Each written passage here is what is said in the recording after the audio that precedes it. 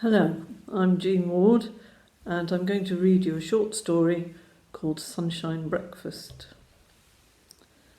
Nick slammed the front door so hard the letterbox rattled. A yellow streak in the winter sky meant it was time for me to get going too.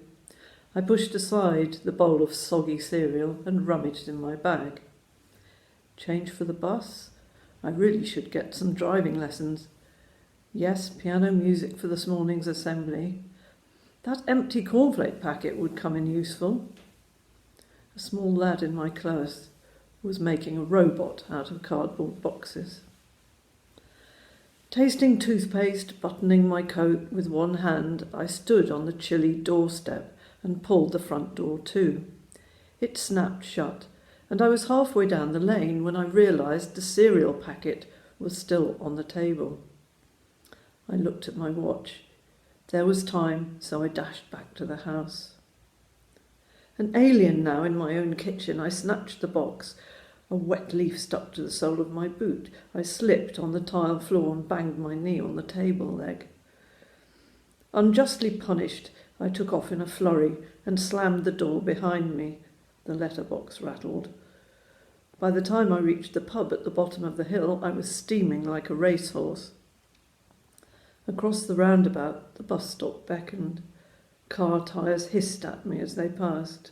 Lights glimmered in pools standing in drains by the curb, where I was jogging from one foot to the other, keeping my eye on the lights. They changed. I crossed. Lamesley Road, then again over Sandgate Road.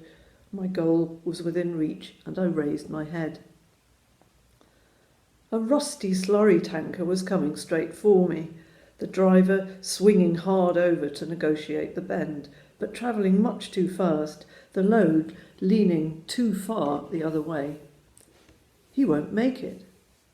Skidding, toppling, the thunderous impact of metal slamming into concrete, grinding the curb, gouging furrows in the tarmac.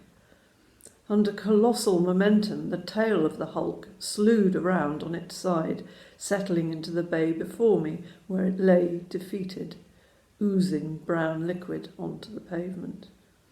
Onto the spot where I should have been standing. I thought of the man in the cab wrestling with his disturbed gravity. Caught between horror and relief, I was dangling in that moment, separating fools from angels. But the trapdoor opened skywards, and the driver clambered out. He dropped down onto the road, bending his knees, looking around. The bus pulled up beside me with a whistle of brakes and a rush of stale air as the doors rocked open. I mounted the step, and we set off, past the wreck I could no longer see as I followed my bags onto the bristly seat. I rubbed my throbbing knee as the bus gathered speed, and studied the corner of the cornflake packet. What if the lorry driver's wife had called him back because he'd forgotten his packed lunch, or it was his birthday, and he'd been opening cards, or he was a bit hungover and overslept, anything to make him a fraction late? What if I'd remembered my cornflake packet? You wouldn't be hearing this.